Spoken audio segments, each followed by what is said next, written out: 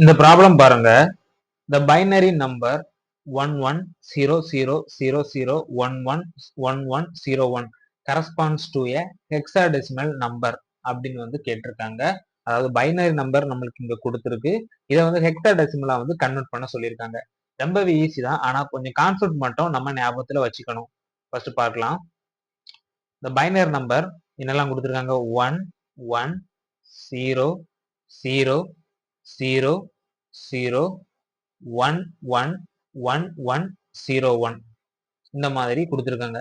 இதை ஃபர்ஸ்ட் என்ன பண்ணணும் அப்படின்னா, இந்த சைடுல இருந்து நம்ம, அதாவது லெஃப்ட் சைடு, நம்ம ஃப்ரண்ட் வியூல பார்த்தோம் அப்படின்னா ரைட் சைடு, இதுல இருந்து 4 நம்ம டிவைட் பண்ணணும். ஒரு 4 டிஜிட்டா டிவைட் பண்ணணும். இப்படி 4 டிஜிட்டா ஃபர்ஸ்ட் டிவைட் பண்ணிட்டு அதுக்கப்புறமா இப்படி நம்பர்ஸ் போடணும். மேல பாத்தீங்கன்னா அதே லெஃப்ட் சைடுல இருந்து ஃபர்ஸ்ட் 1 போடணும். அதோட டபுள் நம்பர் 2, 2ஓட டபுள் நம்பர் 4, 4ஓட டபுள் நம்பர் 8. இப்படி ஒவ்வொரு டிஜிட்டும் நம்பர் போடணும்.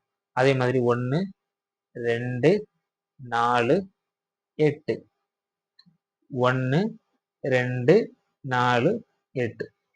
இப்போ பாத்தீங்கன்னா இந்த 1 இருக்கு இல்லையா, இந்த யூனிட் டிஜிட் 1, இந்த 1 கீழே இருக்க, இந்த 1க்கு மேல இருக்கக்கூடிய நம்பர் நம்ம இப்ப நம்பர் போட்டோம்ல, இதை மட்டும் நம்ம ஆட் பண்ணணும். அதாவது 1100 இருக்கு. இதுல 0க்கு மேல இருக்க நம்பர் நம்ம விட்டுக்கலாம். 1க்கு மேல நம்பர் 8 இருக்கு, அதுக்கப்புறம் 4 இருக்கு. 8 4 12. இது அப்படியே நம்ம போட்டுக்கலாம். அடுத்து இங்க 1க்கு மேல என்ன இருக்கு? 1ல 1 இருக்கு, இன்னொன்னு 2 இருக்கு. ரெண்டையும் கூட்டினா அப்படின்னா 3 வரும். அடுத்து இங்க 1க்கு மேல என்ன இருக்குன்னா 8 4, இங்க 1க்கு மேல 1 இருக்கு. ஸோ 12 13. இப்போ என்ன அப்படின்னா, இந்த டெசிமல் இதெல்லாம் வந்து நம்ம டெசிமல்ல எடுத்தாச்சு. இப்போ ஹெக்ஸாகனலா மாத்தணும். இப்போ பாருங்க, இதுக்கு ஒரு வேல்யூ இருக்கு. Decimal hexagonal. இது எப்படின்னா 0ல இருந்தே வரும். 0க்கு 0, டெசிமல் 0 இருந்தா ஹெக்ஸாகனல் 0, 1க்கு 1, இப்படி போய்கிட்டே இருக்கும். 2க்கு 2 போய்கிட்டே இருக்கும். அதே மாதிரி 9க்கு 9, இப்படிதான் போயிட்டு இருக்கும். இந்த 9க்கு அடுத்து பாத்தீங்கன்னா 9 தாண்டிடுச்சு அப்படின்னா, அதாவது 10 வந்துச்சு அப்படின்னா இங்க ஏ வாட்டு ஆகிரும் ஹெக்ஸாகனல். அடுத்து 11 வந்துச்சுன்னா பி, 12 வந்துச்சுன்னா சி, 13 வந்துச்சுன்னா டி. இந்த மாதிரி போய்கிட்டே இருக்கும். நான் அது வந்து மொத்தமாட்டி எப்படி இருக்கும் அப்படிங்கிற ஒரு சார்ட்டை காணிக்கிறேன். இப்படி இப்போ பாத்தீங்கன்னா இந்த 12க்கு வந்து ஹெக்ஸாகனல் வேல்யூ என்னது? சி. ஸோ 12 இடத்துல சி போட்டுக்கலாம். அடுத்து 3க்கு வந்து ஹெக்ஸாகனல் வேல்யூ வந்து 3 தான். So C 3. 13க்கு வேல்யூ வந்து டி. இன்னொரு விஷயம் இதுல நம்ம கவனிக்க வேண்டியது என்ன அப்படின்னா, ஹெக்ஸாகனலுக்கு வந்து லாஸ்ட்ல வந்து நம்ம கன்வெர்ட் பண்ணதுக்கு அப்புறமா கீழே வந்து 16 அப்படின்னு போடணும். ஸோ இதோட ஆன்சர் பாத்தீங்கன்னா C3D16.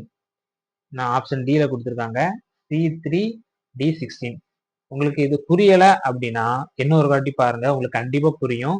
இந்த சம்மெல்லாம் ஸ்கிப் பண்ணிட்டு போவாங்க. ஏன்னா எப்படி கேட்காங்க அப்படின்ட்டு டிஎன்பிஎஸ்ல ஒவ்வொரு டைமும் மாறி மாறி கேட்டுட்டு இருப்பாங்க. இது வந்து முன்னாடி கேட்ட கொஸ்டின். ஸோ இதை வந்து திருப்பி கேட்கறதுக்கான வாய்ப்புகள் இருக்கு. இப்போ நான் அந்த சார்ட்டை காணிக்கிறேன். இதான் அந்த சார்ட். பாத்தீங்கன்னா என்ன இருக்குது,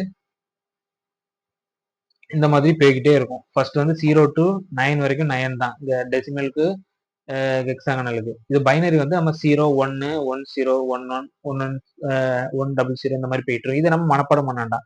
நான் சொன்னல 1 2 3 4 இந்த மாதிரி போட்டு 4 நாளா பிரிச்சிடலாம் அப்படின்னா 4 நாளா பிரிச்சிட்டோம்னா நம்ம டெசிமலையும் ஹெக்ஸாகனலையும் மட்டும் படிச்சா போதும்.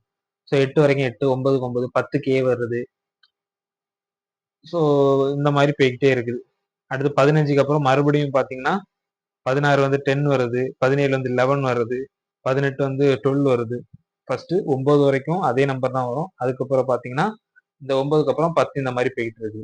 நம்மளுக்கு பெரும்பாலான ரொம்ப பெரிய நம்பர்ஸ் எல்லாம் கேட்க மாட்டாங்க. ஸோ பேசிக்கா ஃபர்ஸ்ட் இவ்வளவு தெரிஞ்சு வச்சுப்போம். ஏன்னா இந்த ப்ராப்ளம் வந்து இதுக்கு முன்னாடி கேட்டிருக்காங்க, அவ்வளவுதான்.